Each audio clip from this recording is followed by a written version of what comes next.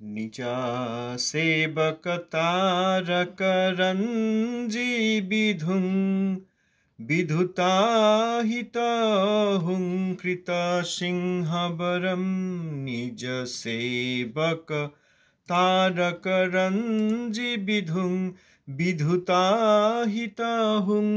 कृत सिंहवरं वरणागत बालिश सन्दपदं प्रणमामि सदा प्रभुपादपदम्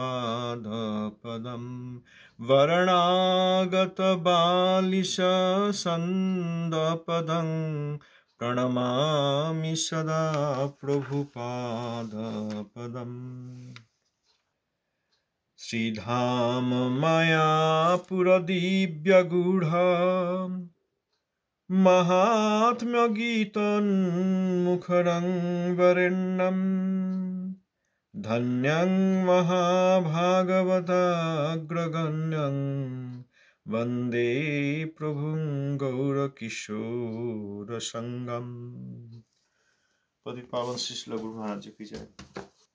गौड़ीय आचार्य भास्कर जगद्गुरु प्रभुपाद शिष्ल भक्ति सिद्धांत सरस्वती गोस्वामी ठाकुर जी की जय। प्रभुपाद अनुकंपित प्रभुपाद पृष्ठ विग्रहगण दर्शनचेतन आचार्य वैष्णव वैष्णववृंद की जय। परमहंस कुलचूड़ामणि श्री गौर सुदास जी महाराज जी की जय। श्री सच्चिदानंद भक्ति ठाकुर महाराज की जय। श्री रूपानुग आचार्य वर्ग की जय। सपार्षद श्री गौर नित्यानंद जी की जय। भजनानंदी और समागत भक्तवृंद की जय।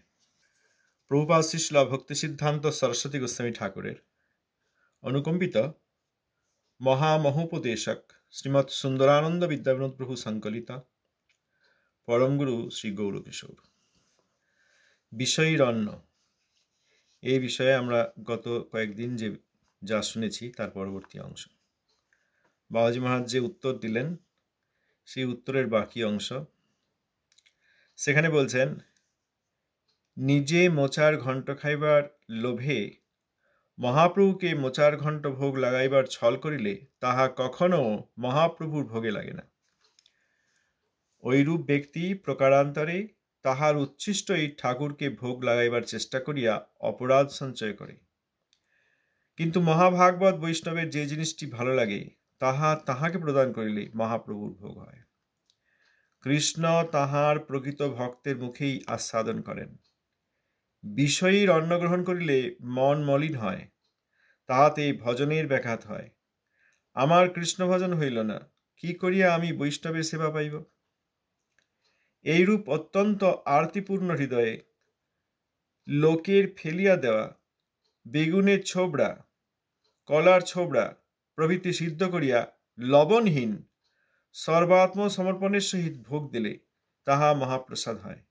মহাভাগবত বৈষ্ণবী ভালো ভালো দ্রব্য গ্রহণ করিবেন। আমার হরিভজন হইল না, ভালো খাইয়া ভালো পড়িয়া আমার ভজন বিমুখতার আনুকূল্য করিলে কি হইবে? এই যে ভট্টাচার্য মহাশয় কিছু মিষ্টদ্রব্য মহাপ্রভুকে ভোগ দিয়ে বাবাজি মহারাজের কাছে নিয়ে গেলেন। বাবাজি মহারাজকে সেই মিষ্টদ্রব্য গ্রহণ করার জন্য বিশেষ প্রার্থনা করলেন। তখন বাবাজি মহারাজ প্রথমে উত্তর দিলেন, আমি মিষ্টদ্রব্য খাই না, আমি মিষ্টদ্রব্য খাই না।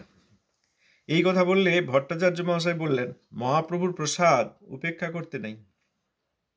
তখন বাবাজি মহারাজ বললেন যে যারা মাছ খেয়ে ব্যভিচার করে কিংবা অন্য কোনো অভিলাষ নিয়ে মহাপ্রভুকে ভোগ দেওয়ার ছলনা করে তাদের হাতে মহাপ্রভুর ভোগ হয় না, তা প্রসাদই নয়। যার প্রকৃত বৈষ্ণবের রতি নাই, যে বৈষ্ণব অবৈষ্ণব চিনতে পারে না, সেরকম ব্যক্তি মহাপ্রভুর কাছে ভোগ নিয়ে গেলেও তা মহাপ্রভু গ্রহণ করেন না। এখানে আমরা কয়েকদিন আলোচনা করেছি, গত 2 দিন। অবশ্যই যারা অমেদ্যাদি খায় তাদের হাতে ভগবান কোনো কিছুই গ্রহণ করেন না, তো সহজ কথা, স্বাভাবিক, এটা আমরা জানি। যদি কারোর ব্যভিচার থাকে, চরিত্রে দোষ থাকে, অনাচার অত্যাচার থাকে, তাহলে তার কাছে মহাপ্রভু কোনো কিছু গ্রহণ করেন না, এটাও বললেন। কিংবা বা এগুলি হয়তো নেই, কিন্তু অন্য অভিলাষ নিয়ে অনেকেই তো অনেক কিছু ভোগ দেয়, অনেকে ভোগ দেয়, অন্য অভিলাষ আমাদের অনেকে ভোগ দেয়। তারপর এই দেখা যায় মহাপ্রভুর আবির্ভাব স্থানে যে নিম্ববৃক্ষ রাজ, সেই নিম্ববৃক্ষ রাজে অনেকে অনেক কিছু বেঁধে দিয়ে যান, চষিকাঠি বা ঝুমুর, তারপর এইসব কোনো খেলনার জিনিস এইগুলি ওই নিম্ববৃক্ষ রাজের ওখানে বেঁধে দিয়েছেন।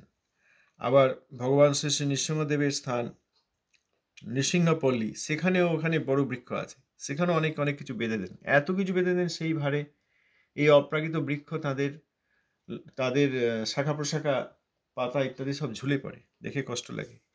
এইগুলি সবই অন্নাভিলাষ। কোনো ঠাকুমা, পিসিমা, মা, বাবা, দাদু, ঠাকুরদা, এনারা কেউ এসে, দিদিমা, নিজের লোক কেউ এসে তার নিজের কোনো মনোকামনা সেইটি পূরণ করার জন্য ওইগুলি বেঁধে দিয়েছেন। এগুলি সবই অন্নাভিলাষ। কিছু না কিছু চান তারা। তারা এরকম দেখাচ্ছেন যে মহাপ্রভু তোমাকে আমি ঝুমঝুমি দিলাম, তাহলে তো আমার এইটা হোক, এইটা হোক, বাড়িতে সন্তান হচ্ছে না, সন্তান হোক, ইত্যাদি বহু কিছু তাদের প্রার্থনা থাকে। এগুলি সব অন্নাভিলাষ। এইসব অন্নাভিলাষের জিনিস নিয়ে ওই অপ্রাকৃত বৃক্ষরাজ তাদেরকে অযথা অসুবিধা করতে নেই, এতে অপরাধ হয়। তারা ধামের বৃক্ষ, তারা বিশেষ বৃক্ষ। অতএব এইগুলি অন্নাভিলাষ। এইসব অন্নাভিলাষ আমরা সবসময় দেখতে পাই না বাইরে। এই অন্নাভিলাষগুলো আমাদের হৃদয়ে থাকেই। এই অভিলাষ নিয়ে যেমন গাছে কোনো কিছু বেঁধে দেওয়া হয়, সেই রকম এই অভিলাষ নিয়ে মহাপ্রভুকে ভোগও দেওয়া যেতে পারে। যিনি অর্চন করছেন, ভোগ দিচ্ছেন, তিনিও হতে পারে। আবার যিনি নিয়ে আসলেন সেই জিনিস, তার একটা অভিলাষ থাকে, যাক আমার এই মানতটি আছে, এইটি নিয়ে গিয়ে এখন কিছু এটা দিয়ে ভোগ দিয়ে আসি। আমার এই মানতটি আছে, অর্থাৎ আমার এই বাসনাটি আছে, সেইটি পূর্ণ করার উদ্দেশ্যে আমি এই ভোগ দিলাম। অনেকের থাকে। সুতরাং এইসব অভিলাষ নিয়ে মহাপ্রভুকে ভোগ দেওয়ার ছলনা, এইসব মহাপ্রভু গ্রহণ করেন না। আমাদের অনেকের ধারণা ভোগ তো দেওয়া হয়েছে, ঠাকুর মন্দিরে নিয়ে যাওয়া হয়েছে, তা মহাপ্রভু ভগবান তিনি তো সবারই আরতি গ্রহণ করেন। ভোগ যখন দেওয়া হয়েছে, মন্ত্র যখন বলা হয়েছে, এগুলি নিশ্চয়ই প্রসাদ। আমরা আর কোথাও বিচারই করি না। কিন্তু এই বিচার করলে দেখা যাবে বেশিরভাগ ক্ষেত্রেই আমরা যে প্রসাদ বলে যা পাই, সেটি প্রসাদ নয়। এতে অসুবিধা আছে। যদি মৎস্য মাংস, মাছ মাংস ইত্যাদি খেয়ে, অমেদ্যাদি খেয়ে যদি কেউ ভোগ দেন, সেখানে ভোগ হয় না।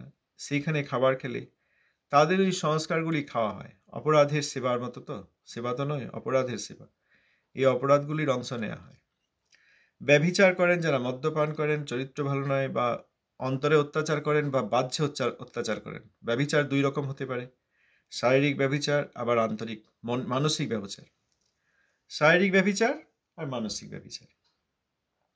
এখন সে যেরকম ব্যভিচারই হোক, তাতে কিন্তু তাদের হাতেও মহাপ্রভু গ্রহণ করেন না, সেখানেও প্রসাদ পাওয়া যায় না। তাহলে তাদের এই ব্যভিচারের যেসব ক্রিয়াকাণ্ড, সেইগুলির ফল পাওয়া যায়। প্রসাদ তো হয়ই না, বরং এই যে ছলনার সঙ্গে করা হলো, এতে আরো অসুবিধা হয়। যিনি গ্রহণ করবেন তার ওই ভজন নষ্ট হবে। যদি কেউ অন্নবিলাস নিয়ে মহাপ্রভুকে ভোগ দেন, তাহলে সেই সব অভিলাষগুলির যে বাসনাময় চিন্তা, সেইগুলিকে খাওয়া হয়। তাতেও আমাদের নিজেদের অসুবিধা। আমাদের এমনিতেই আমরা বদ্ধ যে, আমাদের নিজেদেরই কত সমস্যা। আমরা আবার অন্যের অভিলাষে দেওয়া ভোগ, সেইটিকে প্রসাদ মনে করে আমরা খাই, তাতে আরো ক্ষতি হয়। এরপরে বলেছেন, যার প্রকৃত বৈষ্ণবের রতি নেই। এতক্ষণ হলো প্রাকৃতিক দিক, প্রাকৃত জগতের দিক। এইবার পারমার্থিক দিকে, যেই সব ব্যক্তির প্রকৃত বৈষ্ণবের রতি নাই, বিমল বৈষ্ণবের রতি হয়নি, এইরকম ব্যক্তি তারা যেই অর্চন করেন, পূজা করেন, আরতি করেন, এইখানেও হয় না।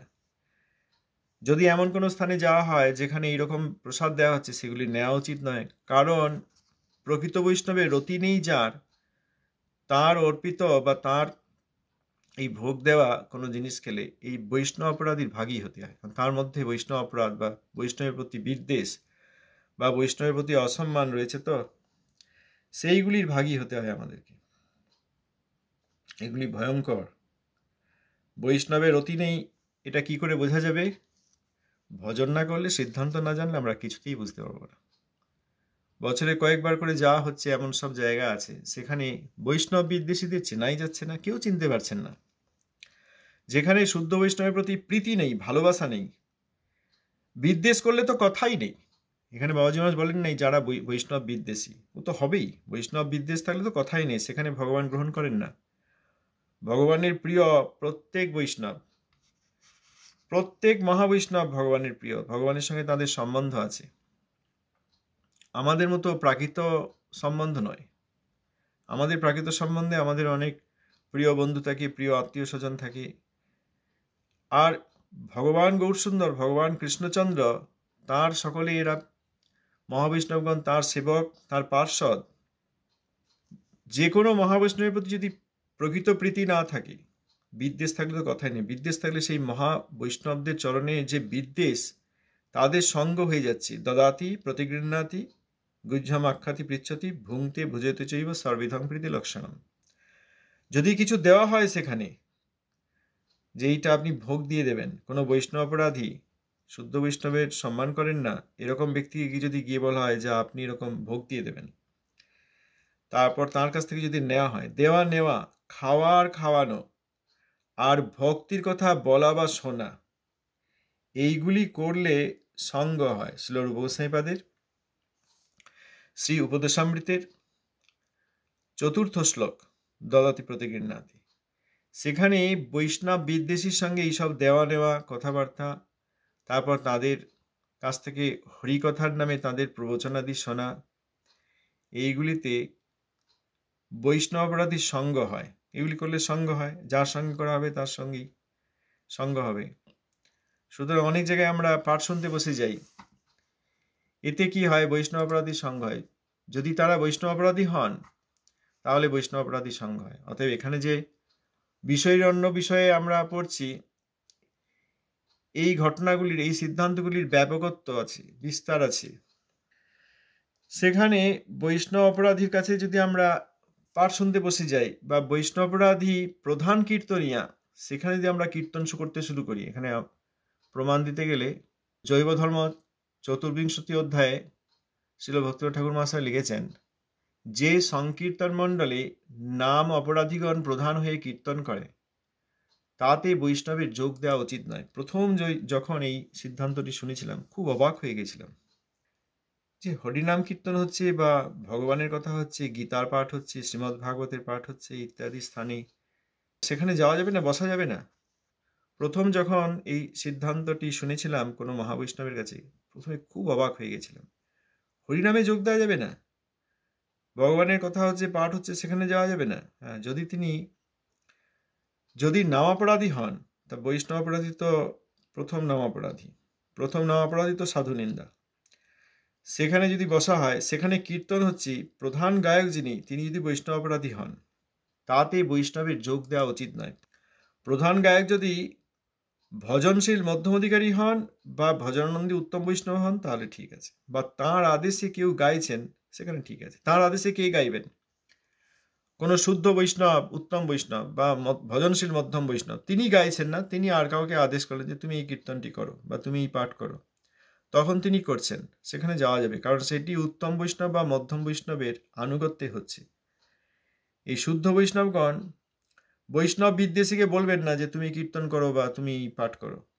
শুদ্ধ বৈষ্ণব যখন বলেছেন, তখন নিশ্চয়ই কোনো যোগ্য ব্যক্তিকে করেছেন, এই আদেশটি কোনো যোগ্য ব্যক্তি করেছেন, সেখানে থাকা যাবে। আর যদি তিনি স্বয়ং করেন, তাহলে তো আর কথাই নেই। কিন্তু প্রধান কীর্তনিয়া, পদাবলী নাম কীর্তনাদি হলে সেখানে প্রধান কীর্তনিয়া, বা হরিকথা হলে সেই যে গ্রন্থ পড়ছেন তার মধ্যে যদি বৈষ্ণব অপরাধ থাকে, তাহলে ত্যাগ করতে হয়। মধ্যম বা উত্তম না হলে সেখানে যেতে নেই। আর যদি সাধু নিন্দা, গুরুবজ্ঞা আদি, প্রকৃত গুরুর অবজ্ঞা, এইসব নামাপরাধ থাকে, তাহলে সেখানে বসতে নেই।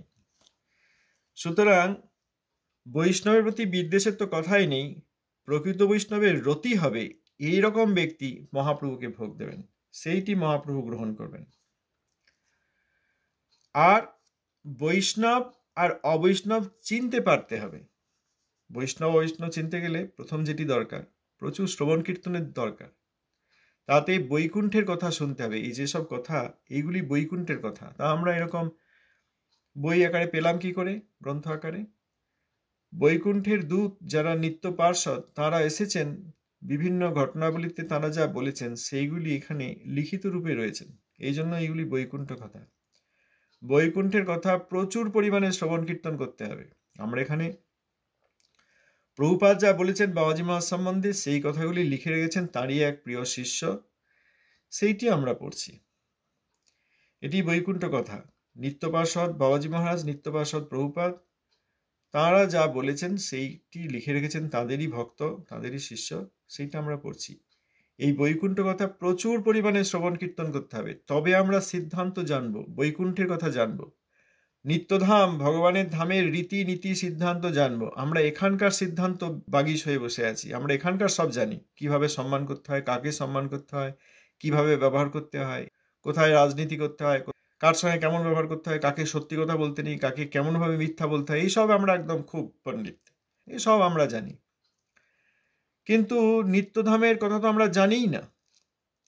নিত্যধামের কথা জানা সেইটি হচ্ছে সিদ্ধান্ত তত্ত্ব।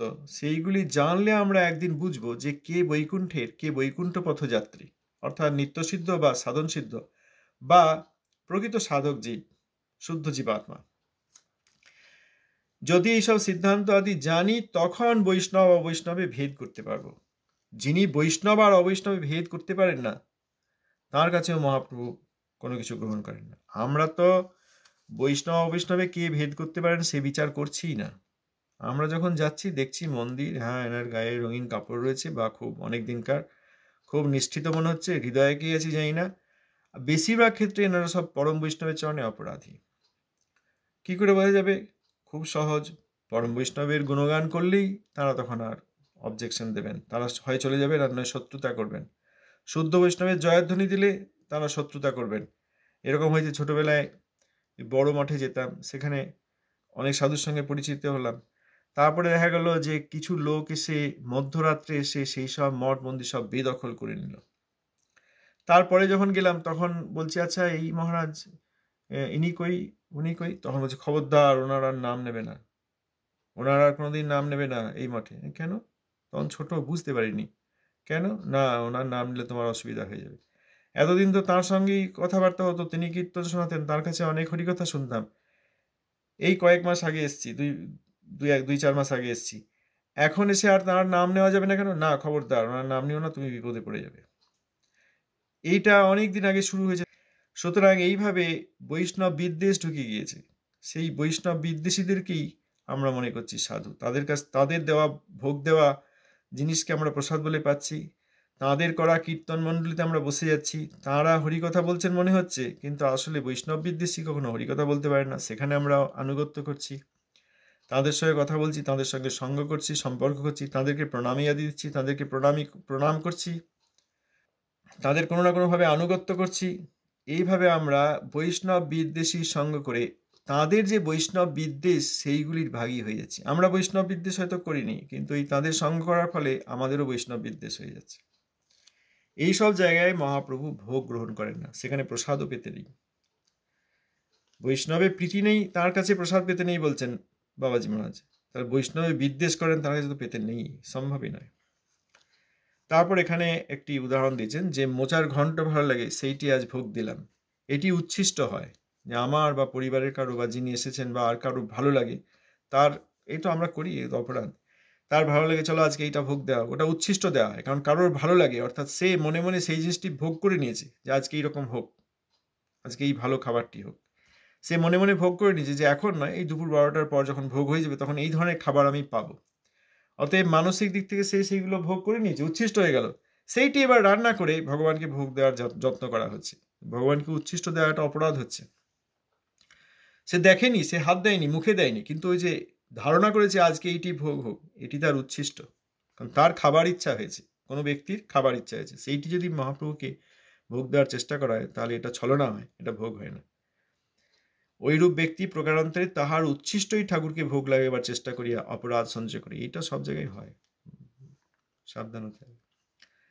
যদি কোনো মহাভাগবত, তাঁর যে এই জিনিসটি ভালো লাগে, তাঁর ভালো লাগে মানে তিনি হরিনাম করতে করতে, হরিনাম হচ্ছেন মহাধ্যান, এই হরিনাম করতে করতে মহাধ্যানে নিত্যধামে ভগবান এবং ভগবানের পার্শ্বদের সঙ্গ করেন, তাদের সেবা করেন। তিনি আজ সেবা করতে করতে ভাবলেন যে আজকে এই স্থানে গৌর নিত্যানন্দকে এই ভোগ দেওয়া হবে। অতএব মহাবৈষ্ণবের ইচ্ছা অনুসারে যদি সেইটি করা হয় তাহলে তখন মহাপ্রভু সেইটি গ্রহণ করেন। আমরা দেখি মহাবৈষ্ণব এইটি প্রস্তাব করলেন বা মহাবৈষ্ণবকে এইটি দেওয়া হলো, তিনি ভগবানকে সেইটি ভোগ দিতে পারেন।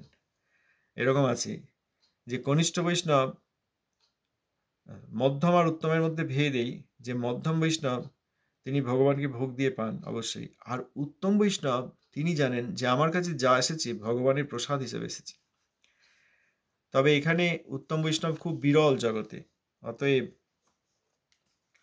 উত্তম বৈষ্ণব খুব বিরল, অতএব আমি উত্তম বা এদেরকে উত্তম মনে করছি এটা মনে করলেও হবে না। যাই হোক, তো মহাবৈষ্ণব যেটি পছন্দ করেন সেইটি দিলে তখন সেইটি ভগবানের ভোগ হয়, মহাপ্রভুর ভোগ হয়। কৃষ্ণ তাহার প্রকৃত ভক্তর মুখেই আস্বাদন করেন। বিষয়ীর অন্ন গ্রহণ করলে মন মলিন হয়। বিষয়ী যারা প্রাকৃত বিষয়ে ডুবে আছে, প্রাকৃত বিষয় নিয়ে যারা কারবার করেন তারা বিষয়ী।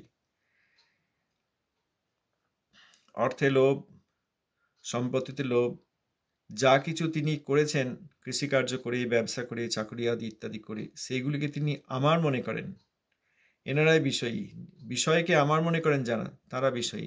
আর বিষয়কে কৃষ্ণের মনে করেন এবং আমি তার পাল্য দাস, আমি তার ঘরে সিকিউরিটি গার্ড, অর্থাৎ আমি তার সেবার জিনিস রক্ষা করি, তাঁরই জিনিস, তাঁরই ঘর, তাঁরই জমি জায়গা, তাঁরই অর্থ, এইটি মনে করেন, তিনি বিষয়ী নন, তিনি কৃষ্ণের বিষয়ের প্রহরী।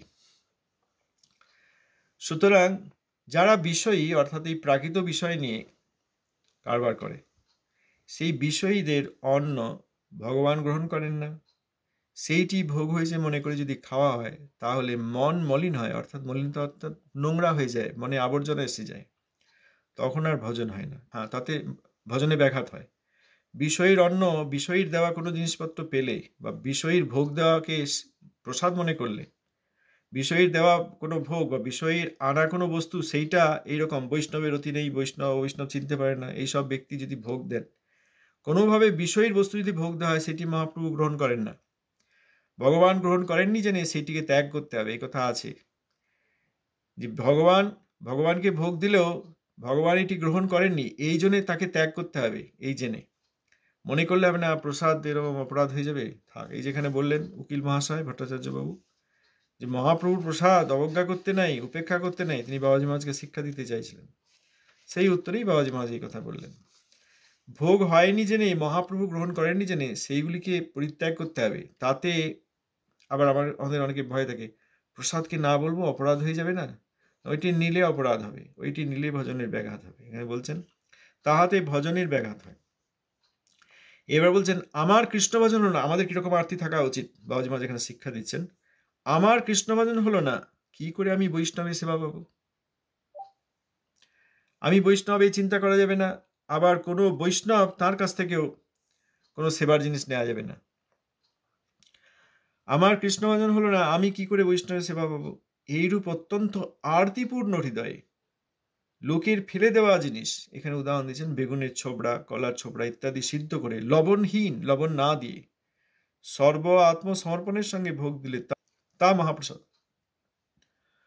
যিনি মহাভাগবত, ভগবানের প্রিয় মহাবৈষ্ণব, সেই মহাভাগবত বৈষ্ণবী ভালো ভালো দ্রব্য গ্রহণ করবেন, কারণ তিনি নিজের জন্য গ্রহণ করেন না, তার এই প্রাকৃত জিভের স্বাদের জন্য গ্রহণ করেন না, তিনি গ্রহণ করলে ভগবানকেই অর্পণ করেন। সুতরাং মহাভাগবত বৈষ্ণবকেই ভালো ভালো দ্রব্য দেওয়া উচিত, তিনি গ্রহণ করবেন। বাবাজি মহারাজ এখানে দিনহীন হয়ে বলছেন আমার হরিভজন হলো না, ভালো খেয়ে ভালো পড়ে আমার ভজন বিমুখতার আনুকূল্য করলে কি হবে? ভট্টাচার্য মহাশয় বলছেন আপনি ভালো ভালো এরকম জিনিস নিয়ে এসছেন আমার কাছে, আমার তো হরিভজন হয়নি, আমাকে আপনি দিয়ে আপনার কি লাভ হবে? আমি ভজন বিমুখ, আমার আনুকূল্য অর্থাৎ আমাকে সব দিলে আপনার কি লাভ হবে? দিনহীন পরমহংস মহাবৈষ্ণব। ভালো খাওয়া আর ভালো পড়া, ভালো খাওয়া মহাপ্রভু নিষেধ করেছেন, ভালো না খাইবে ভালো না পড়িবে, ভালো খেতে নিষেধ করেছেন, ভালো পড়তে অর্থাৎ বসনভূষণ পড়তে নিষেধ করেছেন, আর গ্রাম্য কথায় অংশ নিতে বারণ করেছেন, গ্রাম্য কথা শুনতে বারণ করেছেন, গ্রাম্য কথা বলতে বারণ করেছেন। গ্রাম্য কথা শুনলে নিজের ক্ষতি হয়। গ্রাম্য কথা অর্থাৎ এই জগতের যত কাহিনী, জগতের যত কথা সব গ্রাম্য কথা, এগুলি সবই ইন্দ্রিয় সুখের কথা। ইন্দ্রিয় সুখ আর কোথায় ভোগ হচ্ছে, ইন্দ্রিয়ের ভোগ হচ্ছে, আর কোথায় ভোগ থেকে আমরা বিচ্যুত হচ্ছি, কোথায় আমাদের অসুবিধা হচ্ছে, এইগুলি সব গ্রাম্য কথা। এইগুলি শুনলে আমরা তাতে আকৃষ্ট হই। আর এই গ্রাম্য কথার গল্প যখন আমি বলছি তখন আর সকলকে সেই গ্রাম্য কথায় মোহিত করে দিচ্ছি। বললে অপরের ক্ষতি বেশি করা হয়, শুনলে নিজের ক্ষতি হয় কারণ আমি সেগুলো ভিতরে নিচ্ছি, আর বললে অপরের ক্ষতি করা হয় কারণ তাদেরকে এই গ্রাম্য কথার স্রোতে ডুবিয়ে দেওয়া হচ্ছে। আর ভালো খেলে নিজের ক্ষতি হয়, ভালো খেলে জিহ্বা বেগ, ভালো খাই আমরা, জিভের স্বাদ লাগে, খাই খুব, আরও একটু খাই, পেট ভরে গেলেও খাই। প্রথমে জিভের স্বাদ সেই জন্য খাই, জিহ্বা বেগের জন্য। জিহ্বা বেগে প্রচুর খেলে সেটা উদরবেগ হয়, পেট যতক্ষণ ভর্তি হয়ে আর খেতে না পারছি ততক্ষণ বন্ধ করি না, এটা আমরা করি। আবার এই উদরবেগ পূরণ করতে করতে যখন প্রচুর খাওয়া হয় তখন উপস্থ বেগ আসে, কারণ ওইগুলো দিয়ে তো আবার হজম হয়, রক্তে ভিটামিন প্রোটিন সব যোগ হয়, তাতে শরীরে শক্তি হয়, আর বিভিন্ন ইন্দ্রিয় সব জেগে ওঠে, তাতে উপস্থ বেগও বেড়ে যায়। অতএব ভালো খেলে নিজের ক্ষতি, জিহ্বা বেগ, উদরবেগ, উপস্থ বেগ, এটা শরীর বেগ। এই যে কায় মন বাক্য, এই তিনটিকে দণ্ডিত করে যারা সন্ন্যাস নেন, ত্রিদণ্ডী হন, তারা এই কায় মন বাক্যকে দণ্ড করেছেন। সেখানে কায় অর্থাৎ শরীর, শরীরের জিহ্বা, উদর, উপস্থ, এই তিনটি বেগকে দমন করেছেন। আর মন, মনোবেগ মানে মন আর ক্রোধবেগ। মনোবেগ, ক্রোধবেগ, তারা ক্রোধ করেন না কোথাও, একমাত্র গুরু বৈষ্ণব অবমাননা দেখলে খুব রেগে যান, তাছাড়া কোথাও রাগ নেই। খিদে পেলে রাগ নেই, তাকে অসম্মান করলে তার রাগ নেই, কিন্তু গুরু বৈষ্ণবে অসম্মান হলে তিনি খুব রেগে যান, এই একটি। অতএব ক্রোধকে তিনি ভগবানের সেবায় নিযুক্ত করেছেন, নিজের জন্য নিজের ইন্দ্রিয়ের অতৃপ্তিতে ক্রোধ করেন না। আর মনোবেগ, এই যে মনে বিভিন্ন রকমের চিন্তা, এই মনোবেগ, মনোধর্ম ত্যাগ করেছেন। আর বাক্যবেগ, তারা ভগবানের কথা ছাড়া কিছু বলেন না। আমাদের বাক্যবেগ আছে, আমি, আমার আত্মীয়, আমার সুখ দুঃখ এইসব নিয়েই বলতে থাকি, এটা আমার দোষ। তো সেখানে ভালো খেলে এই কায়ের বেগ হচ্ছে জিহ্বা বেগ, উদর বেগ, উপস্থ বেগ। আর ভালো পড়লে আর সকলকে ডিস্টার্ব করা হচ্ছে।